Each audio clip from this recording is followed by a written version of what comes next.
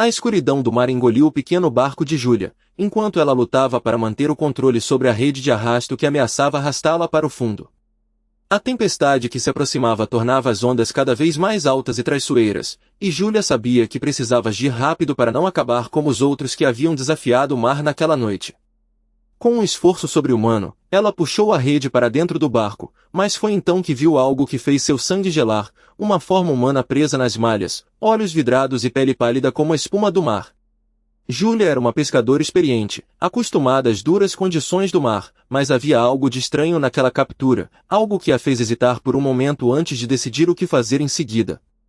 Ela havia passado a vida inteira naquele pequeno porto de pescadores, ouvindo histórias de marinheiros e pescadores que falavam de coisas inexplicáveis que aconteciam no mar, de criaturas e fenômenos que desafiavam a lógica e a razão.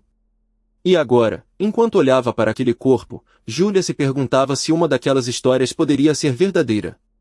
O que Júlia iria descobrir era algo que mudaria sua vida para sempre, algo que a faria questionar tudo o que ela achava que sabia sobre o mar e sobre si mesma. E enquanto a tempestade se aproximava, Júlia sabia que precisava encontrar respostas, e rápido, antes que fosse tarde demais.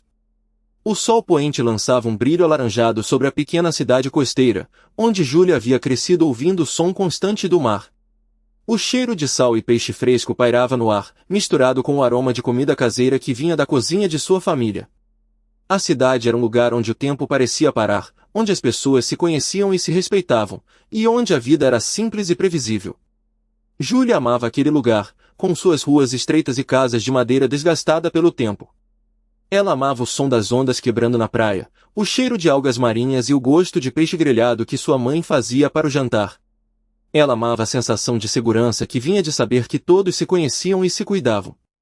A família de Júlia era uma das mais antigas da cidade, e sua casa era uma das mais antigas também. A casa havia sido construída pelo avô de Júlia, um pescador que havia retornado da guerra e decidido se estabelecer na cidade. A casa era simples, mas sólida, com paredes de madeira grossa e um telhado de telhas que pareciam ter sido feitas à mão.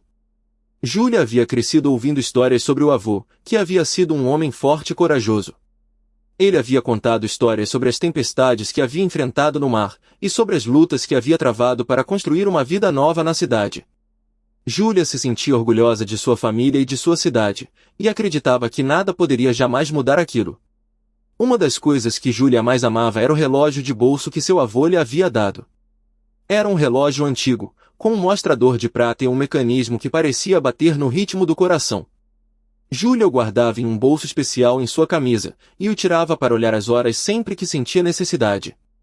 Outra coisa que Júlia gostava de fazer era caminhar pela praia ao amanhecer, ouvindo o som das ondas e sentindo o vento no rosto. Ela sempre se sentia renovada e pronta para enfrentar o dia após essas caminhadas. E sempre, ao passar pela pequena igreja que ficava na praia, ela acenava para o padre, que a abençoava com um sorriso. "Deus te abençoe, Júlia", dizia ele. "E a você, padre", respondia Júlia. Mas havia uma terceira coisa que Júlia gostava de fazer, algo que parecia uma pequena mania. Sempre que estava ansiosa ou estressada, ela murmurava uma frase que sua mãe lhe havia ensinado: "Tudo vai dar certo, tudo vai dar certo". Ela não sabia por que aquilo a tranquilizava, mas parecia funcionar. E então, naquela noite, a tempestade chegou. O vento começou a soprar forte, as ondas cresceram e o mar engoliu a cidade. A casa de Júlia foi destruída, o barco de seu pai foi arrastado para o fundo do mar e o relógio de bolso que seu avô lhe havia dado foi perdido nas ondas. Tudo que Júlia havia construído, tudo que ela havia amado e acreditado ser permanente, foi destruído em questão de horas. A cidade estava em ruínas, e Júlia estava sozinha, sem saber o que fazer ou para onde ir. Ela apenas murmurava a frase que sua mãe lhe havia ensinado, enquanto as ondas continuavam a bater na praia: "Tudo vai dar certo, tudo vai dar certo". Mas nada parecia dar certo, e Júlia estava prestes a descobrir que sua vida estava prestes a mudar para sempre. O silêncio era quase palpável enquanto Júlia sentava sozinha na praia, abraçando seus joelhos e olhando fixamente para o mar. A tempestade que havia ameaçado engolir seu barco algumas horas antes agora parecia ter passado, deixando em seu lugar uma calma inquietante. O sol já havia se escondido atrás das nuvens, deixando apenas um resquício de luz que parecia dançar sobre as ondas. Júlia não sentia o frio da noite se aproximando, tampouco o vento suave que agitava seus cabelos. Estava paralisada, presa em um mundo de pensamentos que pareciam não ter fim. Seus olhos estavam secos, mas sentia uma dor profunda que parecia emanar de cada poro de sua pele. Era como se o mundo ao seu redor tivesse se escurido, e ela estivesse sozinha, sem rumo ou propósito. Ela pensou em tudo o que havia acontecido nos últimos dias, semanas, meses. O barco que havia sido seu ganha-pão agora parecia um mero objeto de metal e madeira, um lembrete de sua fragilidade. A pesca que havia sido sua paixão agora parecia uma tarefa árdua e sem sentido. E ela, Júlia, quem era? O que queria?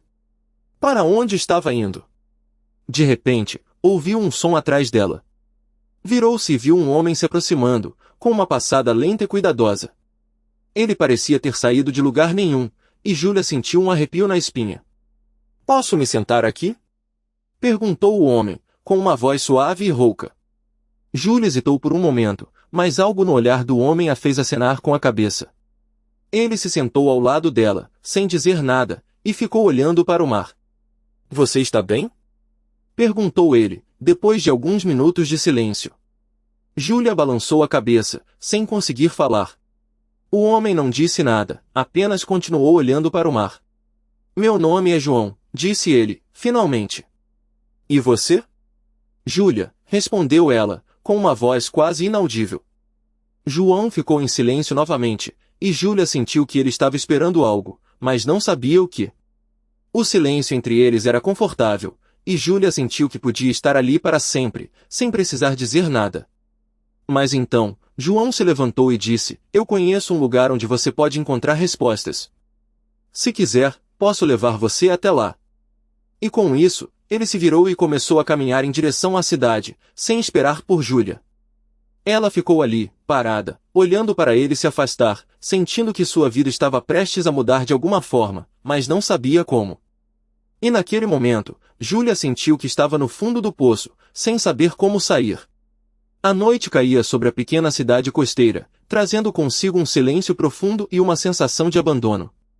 Júlia ainda sentava na praia, seus olhos fixos no mar que agora parecia tranquilo, como se a tempestade que havia passado tivesse deixado exausto. A lua crescente lançava um brilho prateado sobre as ondas, criando um caminho de luz que parecia se estender até o infinito. Ela pensava sobre a vida que havia levado até ali, sobre as escolhas que a tinham trazido a esse momento de solidão e medo. O cheiro de sal e peixe fresco, que antes era um conforto, agora parecia um lembrete da sua prisão. A comida caseira que sua mãe preparava com tanto amor agora era um som vazio, um eco de um tempo que parecia ter se perdido. Lembrou-se do seu avô, um pescador experiente que havia ensinado a arte de pescar e a respeitar o mar.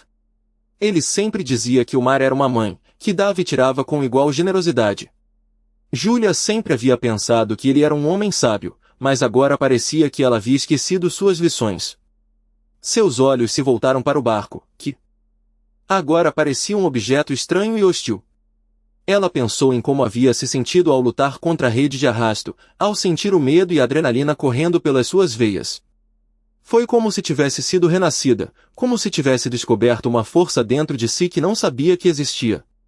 Mas agora, sentada na praia, ela se sentia perdida novamente. O mar parecia calmo, mas ela sabia que não era. Ele tinha um lado cruel e impiedoso, que podia engolir um barco e seu ocupante em questão de segundos. Ela se perguntou se havia sido tola em pensar que podia controlá-lo. Nesse momento, Júlia sentiu um nó na garganta. Ela pensou em todas as vezes que havia desafiado o mar, em todas as vezes que havia pensado que podia vencê-lo. E agora, sentada na praia, ela se dava conta de que não podia. O mar era mais forte do que ela, mais forte do que qualquer um. Ela se levantou, sentindo o vento frio bater no seu rosto. Olhou para o mar, e por um momento, sentiu uma sensação de paz. Ela sabia que não podia controlar o mar, mas podia aprender a respeitá-lo. Podia aprender a viver com ele, a entender seus ritmos e seus humores. Júlia começou a caminhar ao longo da praia, sentindo a areia fria sob seus pés. Ela não sabia para onde estava indo, mas sabia que não podia ficar ali, sentada na praia, esperando que o mar a engolisse. Ela precisava se levantar, precisava lutar. E então, ela viu duas estradas à sua frente. Uma era a estrada familiar, a estrada que seus pais e avós haviam percorrido. Era uma estrada segura, conhecida, mas também era uma estrada que a levaria de volta ao mesmo lugar, ao mesmo ciclo de medo e solidão. A outra estrada era desconhecida, era uma estrada que a levaria ao mar aberto, ao desconhecido. Era uma estrada que a faria enfrentar seus medos e suas fraquezas, mas também era uma estrada que a faria descobrir quem ela realmente era. Júlia parou, sentindo o vento bater no seu rosto. Ela sabia que tinha que escolher, que tinha que decidir qual estrada queria percorrer. E nesse momento, ela sentiu um sentimento estranho, um sentimento que não sabia como explicar. Era um sentimento de liberdade, de escolha. Era um sentimento que a fazia se sentir viva. E então, ela começou a caminhar, começou a percorrer a estrada desconhecida. Não sabia para onde estava indo, mas sabia que estava indo.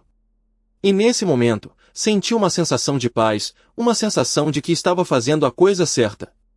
A quietude que se seguiu à tempestade era quase palpável, um silêncio que parecia ter sido tecido com os próprios fios do mar.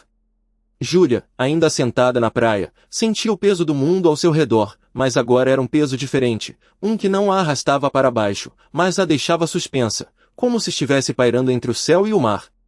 O barco, que horas antes havia sido engolido pela escuridão, agora estava ancorado, seguro, esperando por ela.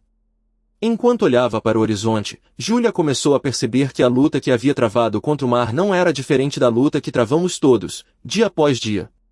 A tempestade que havia ameaçado engolir seu barco era um reflexo das tempestades internas que enfrentamos, das dúvidas e medos que nos assaltam. E assim como o mar, que às vezes nos arrasta para baixo e outras nos deixa suspensos, a vida também nos leva por caminhos inesperados. Júlia pensou em todas as vezes que havia se sentido perdida, em que as ondas da vida pareciam mais altas do que ela. Mas também pensou em como, sempre, havia encontrado uma maneira de se agarrar ao que era importante, de se ancorar em algo que a mantinha firme. E foi isso que a fez perceber que, não importa quão fortes sejam as ondas, não importa quão escuro seja o mar, sempre há uma maneira de encontrar a calma. A escuridão do mar engoliu o pequeno barco de Júlia, mas agora, nesse momento, era como se o mar estivesse se abrindo, revelando um caminho que Júlia não havia visto antes. E nesse caminho, ela encontrou a si mesma, ou melhor, encontrou uma parte de si que havia estado escondida, esperando para ser descoberta. Quando finalmente se levantou e começou a caminhar de volta para casa, o sol começava a se pôr, lançando um brilho alaranjado sobre a pequena cidade costeira, onde Júlia havia crescido ouvindo o som constante do mar, um som que agora parecia diferente, um som que era como um sussurro, dizendo que, sim, tudo vai dar certo.